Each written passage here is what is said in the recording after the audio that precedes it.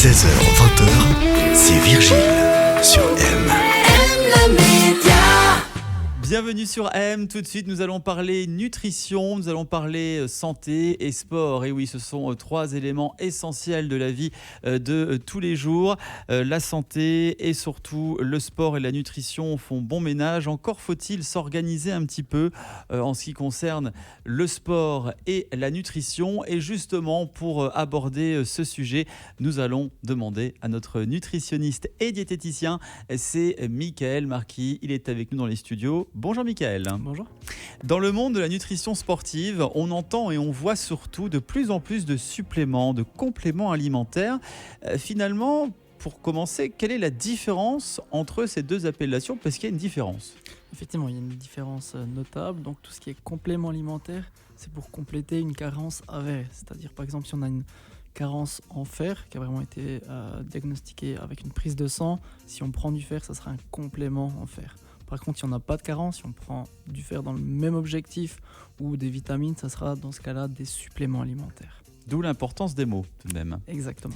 Alors, est-ce qu'il est recommandé de consommer des suppléments alimentaires? Alors justement, ces suppléments alimentaires, il faut déjà voir un petit peu l'objectif. Est-ce que c'est vraiment nécessaire ou non?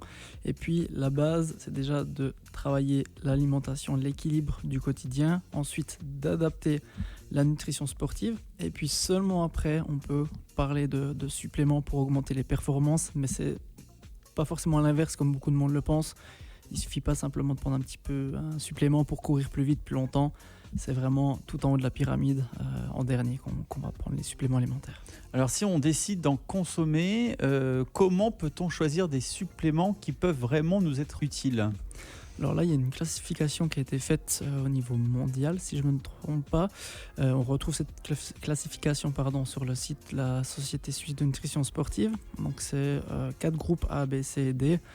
On a donc le groupe A, c'est vraiment des suppléments qui ont émis des preuves scientifiques, que ça augmente les performances. Donc ça, c'est tout à fait recommandé.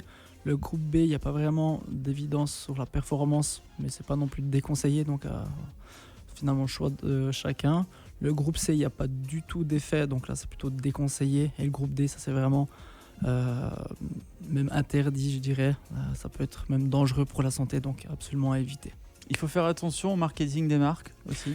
Effectivement, si on voit un petit peu tous ces marques de suppléments, tous les produits sont bons pour courir plus vite, tenir plus longtemps, mais finalement, qu'est-ce qu'il y a derrière? On ne sait pas toujours la vérité.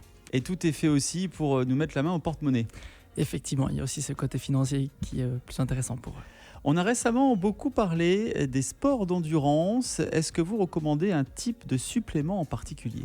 Alors, il y a plusieurs types qui sont intéressants en sport d'endurance. On peut parler notamment des gels ou des barres sucrées, mais je pense un qui est aussi intéressant, c'est notamment la caféine, qu'on peut trouver soit dans du café, soit dans des suppléments justement spécifiques à la caféine. Les barres céréalières aussi peut-être? Alors, ça peut être également, mais c'est presque plus un aliment qu'un supplément, mais ça peut être aussi intéressant.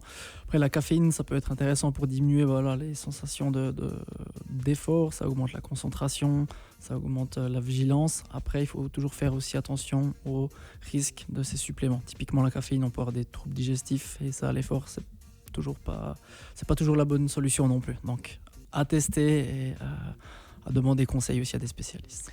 Avec l'arrivée des beaux jours, effectivement, nous allons être de plus en plus menés à faire du sport. Donc, n'hésitez pas à bien vous alimenter et notamment après l'effort, comme on dit, le réconfort. Merci beaucoup, mon cher Michael Marquis. On vous retrouve la semaine prochaine, comme d'habitude, pour d'autres conseils santé. On vous souhaite une belle fin de journée. Merci à vous aussi.